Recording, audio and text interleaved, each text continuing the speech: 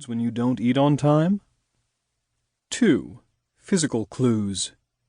Do you have love handles? Have a potbelly, even a small one? Have a 40-inch or larger waist? Men. Have a 35-inch or larger waist? Women. Experience frequent heartburn or acid reflux or take meds for symptom control?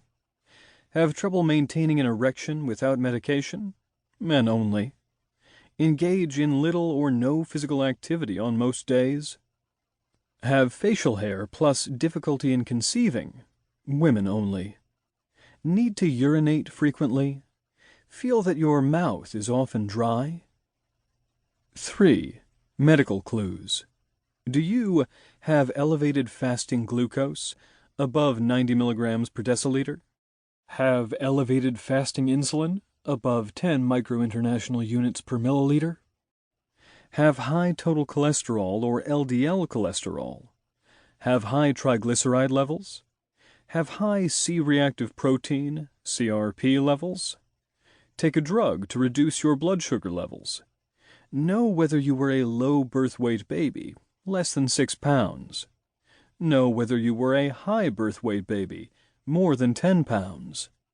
Remember whether you grew up exposed to secondhand smoke. 4. Eating clues.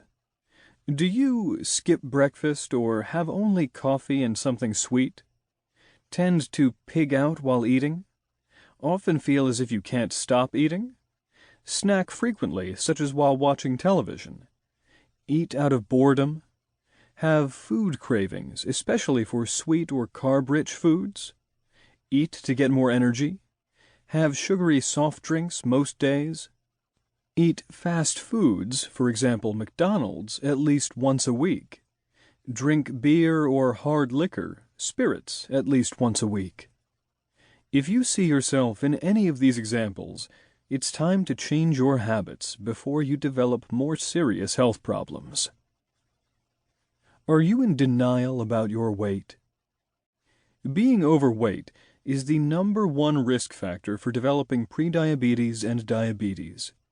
You may feel smug thinking that your weight is normal, but chances are you're wrong. Denial is a huge part of the growing problem of prediabetes and overweight. Most people think they look better than they do, assume they weigh less than they actually do, and believe that love handles or potbelly aren't a big deal. In one survey, 9 out of 10 Americans thought that most other people were overweight, but only about half of them acknowledged that they themselves had weight problems. Another study found that a majority of people didn't think being overweight was a serious issue except for extreme obesity, such as when someone weighed more than 400 pounds. Denial takes other forms too. Wearing large-size clothes, such as baggy jeans and sweatshirts, covers up embarrassing, overweight bodies.